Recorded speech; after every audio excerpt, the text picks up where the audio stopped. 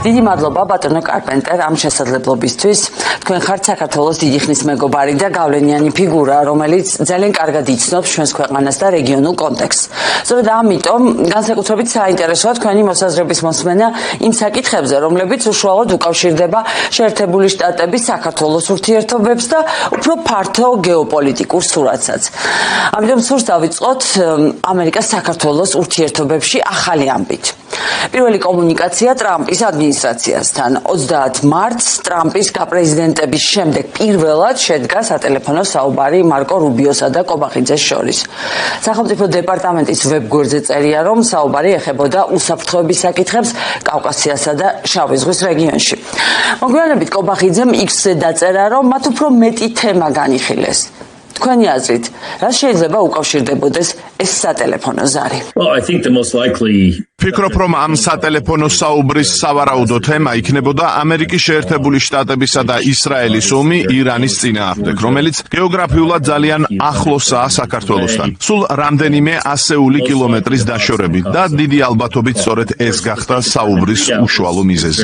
რა თქმა უნდა, სახელმწიფო დეპარტამენტის განცხადება საკმაოდ ბუნდოვანი იყო განხილულ თემებთან დაკავშირებით. მათ ახსენეს ორმხრივი ურთიერთობები, თუმცა ეს შეიძლება პრაქტიკულად ყველაფერს ნიშნავდეს. ამიტომ რთულია ზუსტად განსაზღვრა, თუ არ გამოვლინდა ვინმე, ვინც უშუალოდ მონაწილეობდა საუბარში და დეტალებს გაამჟღავნებს. ასევე გაურკვეველია განიხილეს თუ არა საქართველოს ურთიერთობები რუსეთთან ან სხვა რეგიონული დინამიკა. თუმცა სრულიად აშკარაა, რომ ირანი დღის წესრიგში აუცილებლად იქნებოდა. დიახ, და ალბათ მნიშვნელოვანია გავითვალისწინოთ ისიც, რომ ამ ზარს ინუსტრებდა პეტერ ანდრეოლის, ამერიკის სახელმწიფო დეპარტამენტის ევროპის და ევრაზიის საქმეთა ბიუროს წარმომადგენლის ვიზიტი საქართველოში. ალბათ შემთხვევითი არ იყო, რომ მან მოინახულა როგორც ანაკლიის, ისე ფოთის პორტები. თქვენი აზრით, შეიძლება თუ არა ეს სატელეფონო ზარიც და ვიზიტიც დაკავშირებული ყოფილიყო არა მხოლოდ ირანთან, არამედ ანაკლიის ღრმაწყლოვანი პორტის მფლობელის საკითხთან, მაშინ როდესაც ამ სტრატეგიულ პროექტში ჩინეთის ინტერესი იკვეთება. ფიქრობ, განხილული იყო უფრო ფართო გეოპოლიტიკური საკითხები, რადგან ირანში მიმდინარე ომს აშკარად აქვს გავლენა არა მხოლოდ რეგიონზე, არამედ მთელ მსოფლიოზე. ეს აისახება მაგალითად ნავთობის ფასების მკვეთრ ზრდაზე, იმ დამატებით შემოსავლებზე, რომელსაც რუსეთი იღებს ამ ომის შედეგად. ასევე სომხეთსა და აზერბაიჯანს შორის შეთანხმებების სტაბილურობაზე. ყველა ეს საკითხი პირდაპირ უკავშირდება მიმდინარე პროცესებს, ამიტომ სავარაუდოა, რომ საუბარში სწორედ რეგიონული გეოპოლიტიკის ეს ასპექტებიც იყო განხილული. რუბიოსთან სატელეფონო საუბრის შემდეგ უკვე შეიცვალა რიტორიკა ოცნების მხრიდან. თუკი გუშინ ტრამპი Deep State-ის წარმომადგენელი იყო, გლობალური ომის პარტიის წევრი და ოცნებისთვის არასასურველი პარტნიორი, დღეს ივანიშვილის გუნდის წევრები ამბობენ, რომ მხოლოდ წინა ადმინისტრაციის მხრიდან იყო კრიტიკა.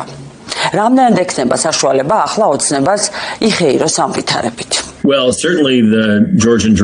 ცხადია, ქართული ოცნება შეეცდება ეს სატელეფონო საუბარი გამოიყენოს იმის საჩვენებლად, რომ მათ კარგი ურთიერთობა აქვს შეერთებულ შტატებთან, რომ ისინი არ არიან დიპლომატიურად იზოლირებულნი და რომ ტრამპის ადმინისტრაცია მათი მეგობარია. როგორც თქვენ აღნიშნეთ, მათი ნარატივის მიხედვით პრობლემა მხოლოდ ჯო ბაიდენის წინა ადმინისტრაცია იყო. ეს სტრატეგია მათ ტრამპის ადმინისტრაციის მთელი პერიოდის განმავლობაში ჰქონდათ, თუმცა რამდენად წარმატებული იქნება რთული სათქმელია. ამერიკის შეერთებული შტატების კონგრესში ბევრი რესპუბლიკელი, ანუ ტრამპის პარტიის წევრები, კარგად ხედავენ, რას ცდილობს ქართული ოცნება. მათ კარგად ესმით, რომ ქართულ ოცნებას არა მხოლოდ დემოკრატიული უკუსვლა აქვს, არამედ გეოპოლიტიკურად ახლოვდება რუსეთს, ჩინეთს, ირანს, რაც აშკარად ეწინააღმდეგება ამერიკის შეერთებული შტატების ინტერესებს. ამიტომ მიუხედავად იმისა, რომ ქართულმა ოცნებამ შეიძლება ეს შიდა აუდიტორიისთვის სასარგებლოდ წარმოაჩინოს, ამერიკის შეერთებული შტატების კონგრესში ეს ნარატივი ნაკლებად იმუშავებს, რადგან იქ კარგად აცნობიერებენ საქართველოში მიმდინარე პროცესებს. დიახ, მაგალითად ჰელსინკის კომიტეტი და ჯო ვილსონი ძალიან აქტიურები არიან. ისინი დეტალურად აღწერენ იმას, რა უკუსლოც არის ახლა საქართველოში. Indeed, we had the Megabari. დიახ, ჩვენ გვაქვს მეგობარი აქტი, საკანონმდებლო ინიციატივა, რომელიც ამერიკის შეერთებული შტატების აღმასრულებელ ხელისუფლებას მისცემდა უფლებამოსილებას სხვადასხვა ტიპის სანქციები დაეკისრებინა საქართველოსთვის დემოკრატიული უკუსვლის გამო. ამ ინიციატივას სენატში ძალიან დიდი მხარდაჭერა ჰქონდა. მხოლოდ ერთი სენატორი, მარკوين მალენი დაუპირისპირდა ამ ზომას და მისი დაბლოკვა მოახერხა ამერიკის შეერთებულ შტატებში არსებული გარკვეული პროცედურების გამოყენებით, რომლის მიხედვითაც ერთ სენატორსაც კი შეუძლია კანონპროექტის შეჩერება. თუმცა ახლა ის დაინიშნა შიდა უსაფრთხოების მდივნად და აღარ არის სენატის წევრი, რაც გარკვეულ იმედს აჩენს, რომ შესაძლოა გარღვევა მოხდეს. მიუხედავად ამისა, მთავარი კითხვა რჩება: ხომ არ არსებობენ დონალდ ტრამპის ადმინისტრაციაში ისეთი პირები, რომლებიც ჩუმად უჭერენ მხარს როგორც მალენს, ისე ქართულ ოცნებას და არ სურთ ამ კანონპროექტის მიღება? და თქვენ როგორ ფიქრობთ, მოხდება თუ არა გარღვევა და მიიღებენ მეგობარ აქტს? თუ ოცნებას ყავს სხვა მხარდამჭერებიც? Before the midterm elections. ეს შუალედური არჩევნების შედეგზე იქნება დამოკიდებული. შესაძლოა გაიზარდოს იმპულსი და მხარდაჭერა ამ ინიციატივის მიმართ, რადგან როგორც უკვე აღნიშნე, საქართველოს სულ უფრო მეტად უახლოვდება არა მხოლოდ თეირანს, არამედ განსაკუთრებით რუსეთსა და ჩინეთს. But very importantly with Russia and China. თუ შეიძლება დავაზუსტებ, იმ შემთხვევაში, თუ კი ამერიკას ირანის გამო ახლა საქართველოს მხარდაჭერა დაჭირდა და თუ ქართული ოცნება შეეცდება ამ ფაქტორის გამოყენებას და სანქციების მოხსნას მოითხოვს ივანიშვილისთვის, შესაძლებელი იქნება ამ ტიპის კომპრომისის მიღწევა დღეს ვაშინგტონთან? Well, I think at the end of the day, the United States doesn't really need Georgia to be able to prosecute this war in Iran. ფიქრობ, საბოლოოდ ამერიკის შეერთებულ შტატებს ნამდვილად არ სჭირდება საქართველო იმისთვის, რომ ირანთან ომი აწარმოოს. უფრო მეტიც, ამ ეტაპზე ტრამპის ადმინისტრაცია, როგორც ჩანს, ეძებს გზას, როგორ გამოვიდეს ამ კონფლიქტიდან. მათ სავარაუდოდ გააცნობიერეს, რომ ეს ომი იმაზე რთულია, ვიდრე თავიდან ეგონათ და არც ისე წარმატებით მიმდინარეობს. ამასთან ჰორმუზის სრუტე ფაქტობრივად დახურულია, რაც წარმოადგენს როგორც გეოპოლიტიკურ, ისე სერიოზულ ეკონომიკურ პრობლემას მთელი მსოფლიოსთვის. ამიტომ ადმინისტრაცია ცდილობს გამოსავლის პოვნას ისე, რომ ეს არ აღიქმებოდეს როგორც დანებება. თუმცა ამ პროცესში საქართველოს მთავრობის მხარდამჭერა გადამწყვეტი არ არის. მთავარი ამოცანა მათთვის არის, როგორ აუხსნან ეს ვითარება ამერიკელ საზოგადოებას, რაც საკმაოდ რთული იქნება. ეს საკითხი ბევრად უფრო ფართოა, ვიდრე მხოლოდ საქართველო და ამერიკის შეერთებული შტატები.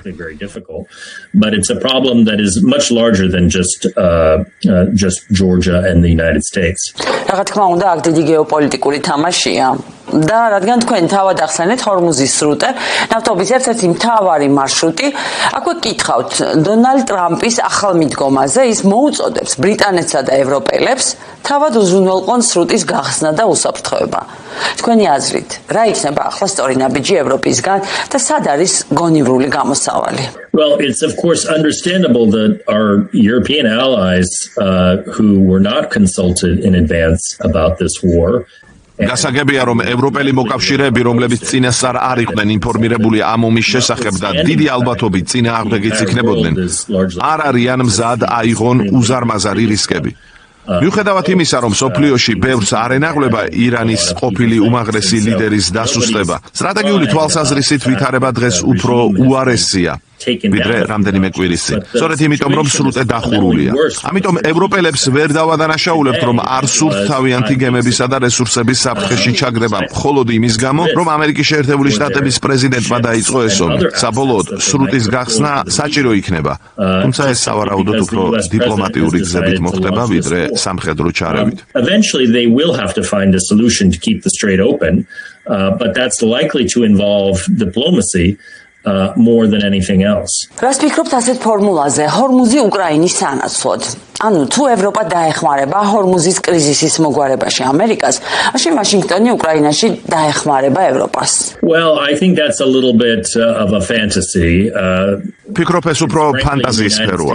რეალურად ამერიკის შეერთებული შტატების ინტერესშია უკრაინის მხარდაჭერა, როგორც ეს წინა ადმინისტრაციის დროს ხდებოდა, თუმცა ამჟამინდელი ადმინისტრაცია ამას იდეოლოგიური მიზეზების გამო ნაკლებად უჭერს მხარს. ეს ჩემი შეფასებით უკავშირდება მათ პოსტლიბერალურ მიდგომას და რუსეთთან ურთიერთობების გადატვირთვის მცდელობას. ამიტომ ჰორმუზი უკრაინის სანაცვლოდ ასეთი ტიპის გარიგება ნაკლებად რეალისტურია. გარდა ამისა, უკრაინას სჭირდება კონკრეტული სამხედრო შესაძლებლობები, მაგალითად პეტრიოტის ტიპის საჰაერო თავდაცვის სისტემები, რომლებიც ახლა დეფიციტურია, რადგან დიდი რაოდენობით უკვე გამოყენებულია ირანის ომში. ამიტომ ასეთი შეთანხმების განხორციელება ძალიან რთულია და ჩემი აზრით დონალდ ტრამპის ადმინისტრაცია დიდი ალბათობით ვერ შეასრულებდა მსგავს დაპირებებს. Deliver on its end of such a bargain in any case. ახლა გადავიდეთ სანქციების საკითხზე. რუბიოს ზარის განხორციელებამდე ნახეთ, რომ სანქციების ის პაკეტი, რომელიც პრეზიდენტ ბაიდენის დროს იყო მიღებული, ტრამპმა გაახანგრძლივა. და ეს ივანიშვილსაც ეხება. თქვენ ამის შესახებ კარგად იცით, როგორც წინა ადმინისტრაციის წევრმა, რას ნიშნავს ამ სანქციების გახანგრძლივება და რამდენად მტკივნეული შეიძლება იყოს ეს ივანიშვილისთვის. გულისხმობ განკარგულება 14.024-ს, რომელიც რუსული მავნე გავლენების წინააღმდეგ უკვე მე-6 წელია მოქმედებს. Yeah, so it's the authority that's been extended. ამ შემთხვევაში გაგრძელდა არათავად ინდივიდუალური სანქციები, არამედ ის სამართლებრივი საფუძველი, ავტორიტეტი, რომლის საფუძველზეც ეს სანქციები მოქმედებს. შესაბამისად, სანქციები ძალაში რჩება. აღმასრულებელი ბრძანება 14.024 განახლდა, რაც ნიშნავს, რომ ადმინისტრაციას კვლავ შეუძლია კონკრეტული სანქციების გამოყენება ამ მექანიზმის ფარგლებში. ეს ფაქტი აჩვენებს, რომ განცხადებები ობახიცის მხრიდან თითქოს ამერიკის შეერთებულ შტატებთან ურთიერთობები რესტარტის ეტაპზეა არაზუსტია, რადგან ბიძინა ივანიშვილზე სანქციები კვლავ ძალაში რჩება. ამ საკითხს ყურადღებით უნდა დავაკვირდეთ, რადგან ცნობილია, რომ ქართული ოცნების წარმომადგენლები აქტიურად ლობირებენ ვაშინგტონში ამ სანქციების მოხსნას. მნიშვნელოვანია, შეინარჩუნებს თუ არა კონგრესი მყარ პოზიციას საქართველოს დემოკრატიული უკუსლის საკითხზე. To stand firm on the issue of Georgia's democratic backsliding and make it difficult for the administration to take any rash moves in this regard. და ახლა როგორც ეუთოში ამერიკის ყოფილ ელჩს მინდა გკითხოთ ეუთოს მოსკოვის მექანიზმზე, რომლის ამოქმედებასაც საქართველოსთან დაკავშირებითაც ველით. ამ მექანიზმში პირდაპირ არის საუბარი პოლიტპატიმრებზე, რუსული კანონის გაუქმებაზე და პროტესტის მონაწილეების წინააღმდეგ განხორციელებულ ქმედებებზე, რომლებიც წამებასთან არის გათანაბრებული. თქვენი აზრით, რა პირობებში შეიძლება ამოქმედდეს ეს მექანიზმი და რა უპირატესობები აქვს მას? Well, the advantages of the Moscow mechanism are that it is one of the few OSCE tools that does not rely on consensus. ეუთოს მოსკოვის მექანიზმის მთავარი უპირატესობა ის არის, რომ იგი ერთ-ერთი იშვიათი ინსტრუმენტია, რომელიც კონსენსუსზე არ არის დამოკიდებული. ანუ საქართველოს არ შეუძლია მისი დაბლოკვა. თუნდაც საქართველოს შეეცადოს, რომ რუსეთთან, ბელარუსსა და სხვა ავტორიტარულ სახელმწიფოებთან ერთად შეაფერხოს ეს პროცესი, მექანიზმი მაინც შეიძლება ამოქმედდეს, რადგან საჭიროა მხოლოდ ქვეყნების შედარებით მცირე ჯგუფის მხარდაჭერა. დაახლოებით 2 ათეული სახელმწიფოს მხარდაჭერის შემთხვევაში ეს მექანიზმი ქმნის შესაძლებლობას, რომ საქართველოს მთავრობისგან მოითხოვონ ის ვალდებულებები, რომლებიც მან არ შეასრულა, მათ შორის ჰელსინკის საბოლოო აქტი და სხვა დოკუმენტებით აღებული პასუხისმგებლობები. ეს მოიცავს გამოხატვის თავისუფლებას, შეკრების თავისუფლებას, სამოქალაქო საზოგადოების თავისუფლებას, ყველა იმ ძირითად უფლებას, რომელიც ამჟამად სხვადასხვა კანონით იზღუდება, მათ შორის უცხოური აგენტების კანონითა და სხვა მსგავსი ინიციატივებით. მოსკოვის მექანიზმი ამ პრობლემებზე ყურადღების გამახვილების ეფექტური საშუალებაა და ხელისუფლების ანგარიშვალდებულებას ზრდის, თუმცა უნდა ითქვას, რომ იგი არ წარმოადგენს სანქციისა ან პირდაპირი ზეწოლის ინსტრუმენტს. ის უფრო პრობლემის წინ წამოწევასა და გამომზეურებას ემსახურება. But ultimately, that's what it is. It's shining a light on a problem. And holding the government accountable. ივანიშვილის რეჟიმს აქვს ლეგიტიმაციის პრობლემა, როგორც შიდა, ისე საერთაშორისო დონეზე. ამის გამო მიიღეს ეგრეთ წოდებული ლეგიტიმაციის კანონი, რომლის მიხედვითაც მათი არაღიარება შეიძლება პატიმრობითაც დაისაჯოს. რა ტიპის რეჟიმებს სჭირდებათ მსგავსი კანონები? Well, obviously regimes that struggle with domestic legitimacy. ასეთი კანონები, როგორც წესი, სჭირდებათ იმ რეჟიმებს, რომლებსაც შიდა ლეგიტიმაციის პრობლემა აქვს და რომლებიც ცდილობენ შემცირებული მხარდაჭერის კომპენსირებას იძულებითი და რეპრესიული მექანიზმებით. ეს არის ტიპური პრაქტიკა ავტორიტარულ სისტემებში. როდესაც ხელისუფლებას ხვდავს დამოუკიდებელი სამოქალაქო საზოგადოების ხმას და ცდილობს ზემოდან თავს მოახვიოს საზოგადოებას საკუთარი ნარატივი. სწორედ ამას ვხედავთ დღეს საქართველოში. ცდილობას, რომ საზოგადოების ხმა არ ისმოდეს და ჩამოყალიბდეს ერთიანი ოფიციალური ნარატივი, თითქოს ხელისუფლება ერთადერთი ლეგიტიმური წარმომადგენელია. ამასთან არსებობს სერიოზული კითხვები ბოლო არჩევნებთან დაკავშირებითაც. სხვადასხვა კვლევა აჩვენებს, რომ რეალური მხარდაჭერა შესაძლოა ნაკლები იყოს, ვიდრე ოფიციალურად გამოცხადდა, რაც ლეგიტიმაციის დეფიციტზე მიუთითებს. So in terms of democratic legitimacy, there is a deficit. და ამ ფონზე ივანიშვილი ითხოვს დასავლეთისგან, რომ თუკი ლუკაშენკოს ელაპარაკებიან, პუტინს წითელ ხალიჩას უფერნენ, რატომ არის ივანიშვილის დიქტატურა პრობლემატური? რატომ არ იღებენ მას და მის ქვეყანას ისეთს, როგორიც არის, ავტორიტარულს? როგორ ფიქრობთ, გამოუვა მას ეს? I don't think it's going to work. არ ვფიქრობ, რომ ეს იმუშავებს. რეალობა ის არის, რომ ამერიკის შეერთებულ შტატებს აქვს გლობალური ინტერესები და მას უწევს ურთიერთობა ყველა ტიპის ქვეყანასთან, მათ შორის არადემოკრატიულ ლიდერებთანაც. ეს ყოველთვის ასე იყო და მომავალშიც ასე იქნება. თუმცა, როდესაც დემოკრატიული პარტნიორი ქვეყანა, როგორც საქართველო იყო, იწყებს ავტორიტარული მიმართულებით ცვლას, ამერიკის შეერთებულ შტატებს აქვს ინტერესი გამოიყენოს სანქციები და სხვა ბერკეტები, რათა გამოხატოს უკმაყოფილება. განსაკუთრებით იმ ფონზე, როდესაც საქმე მხოლოდ დემოკრატიულ უკუსვლას კი არ ეხება, არამედ ქვეყნის გეოპოლიტიკურ გადახრასაც, რუსეთის, ჩინეთისა და ირანისკენ, რაც პირდაპირ ეწინააღმდეგება ამერიკის შეერთებული შტატების ინტერესებს. სწორედ ამიტომ ამ კონკრეტულ შემთხვევაში ამერიკის შეერთებულ შტატებს უნდა ჰქონდეს მკაფი ოპოზიცია და გამოიყენოს ყველა შესაძლო ინსტრუმენტი, რათა ხელი შეუწყოს საქართველოს დაბრუნებას უფრო დემოკრატიულ პოლიტიკურ სისტემაში. To encourage the regime in any way it can to move back towards a more democratic political system. და კიდევ ივანიშვილი ერთ დღეში არ გამხდარა დიქტატორი. დაეხმარა თუ არა მას ამერიკის და ევროპის ზომიერი პოლიტიკა ამაში. ის სათანადო ფასს არასდროს იხდიდა დემოკრატიის უკუსვლის გამო და ბოლოს ნახეთ და მივიღეთ დასავლეთის მოკავშირის ნაცვლად რეჟიმი, რომელიც რუსეთს სანქციების გვერდის ალვაში ეხმარება. სანქცირებული რუსული ნავთობის ტრანზიტითაა დაკავებული. კობახიძე ირანში არც დაკრძალვას აცდენს და არც ინაუგურაციას. Well, as usual with როგორც ასეთი შემთხვევების დროს ხდება, თუ შევხედავთ უნგრეთს, სლოვაკეთსა და სხვა ქვეყნებს, დემოკრატიული უკუსვლა თითქმის არასდროს ხდება ერთ დღეში. ან გადატრიალების გზით.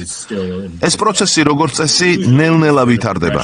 იწყება კანონების მიღებით, არჩევნების შედეგის манипуляციით, დეზინფორმაციული კამპანიითა და ინსტიტუტების, უნივერსიტეტების, სამოქალაქო საზოგადოების თანდათანობით დასუსტებით. საქართველოს ამ ხრივ გამონაკლისი არ არის ეს პროცესი წლების განმავლობაში მიმდინარეობდა.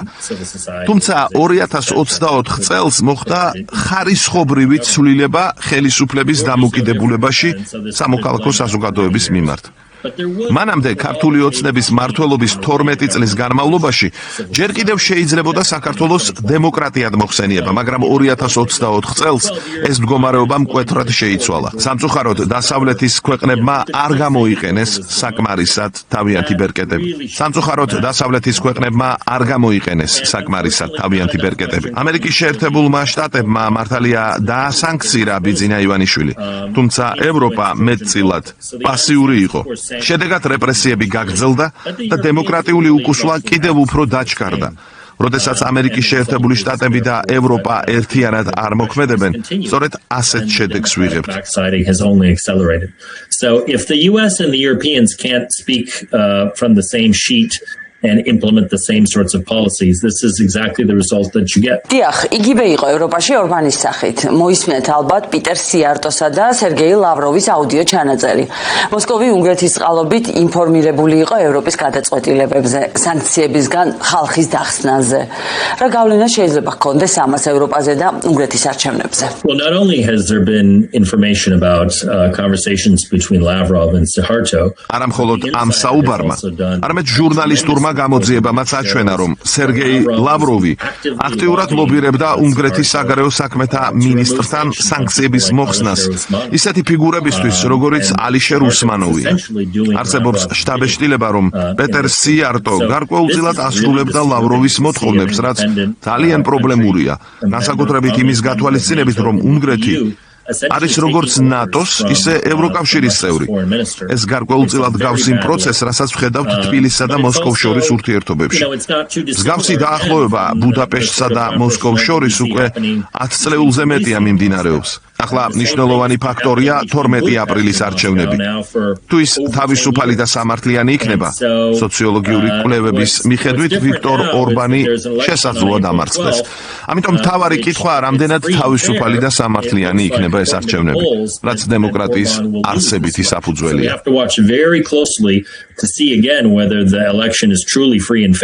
დიახ, ჩვენც განსაკუთრებით ველოდებით ამ არჩევნებს, რადგან ორბანი ივანიშვილის მთავარი მოკავშირეა. და დასასრულისთვის მინდა ისევ ირანის თემას დაუბრუნდეთ. დაიწყებს თუ არა დონალდ ტრამპის სახმელეთო ოპერაციას ირანში.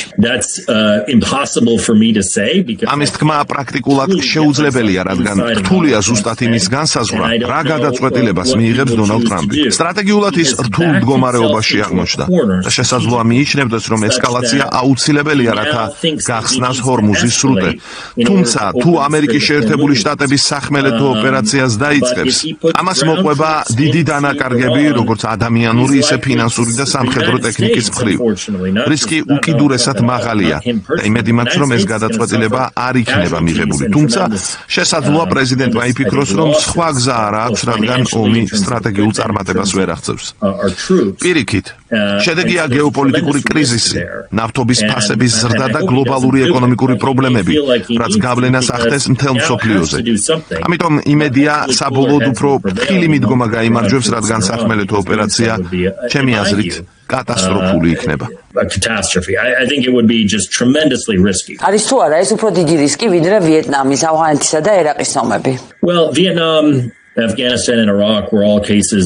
ვიეტნამის ომი, ომი ავღანეთში, ერაყის ომი. ყველა ეს კონფლიქტი ამერიკის შეერთებული შტატებისთვის სტრატეგიული მარცხი აღმოჩნდა, რასაც მოყვა უზარმაზარი ადამიანური და ფინანსური დანაკარგები.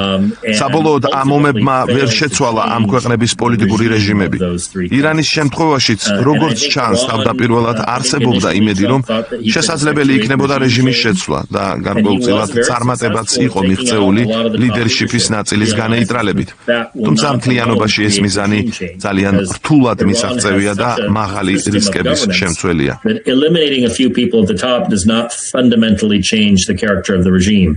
და ბოლოს, რადგან ეს ინტერვიუ ეთერში 4 აპრილს გადის, ჩრდილოატლანტიკური ალიანსის ბედი როგორ წარმოგიდგენიათ ტრამპის მუდმივი მუქარის პირობებში.